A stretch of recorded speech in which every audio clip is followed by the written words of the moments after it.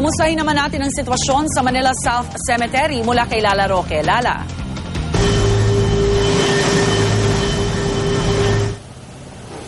Rhea, may mangilan-gilan na tayong mga kababayan nagtutungo rito sa Manila South Cemetery para maglinis ng puntod ng kanilang mga yumaong mahal sa buhay. At yan naman ang inaasahan ng pamunuan nitong sementeryo. Marami daw maaaring magpunta ngayon dito para maglinis ng puntod. Kaya naman kanilang paalala, pwedeng magdala ng anumang panglinis sa puntod at maging pintura. Pero ito'y hanggang October 31 lamang at mula alas 6 ng umaga hanggang alas 6 ng gabi. Pero pagdating ng November 1, bawal na talagang magdala ng anumang panglinis sa puntod maging ng pintura. At ilan pa sa mga bawal ay anumang uri ng patalim o matutulis na bagay, alak at anumang uri na kalalasing na inumin. At maging ang hayop ay bawal na rin dalhin dito sa November 1. Ito yung gaya ng aso, pusa at iba pa. Maging ang sound system, radyo at gitara, bawal na bawal rin.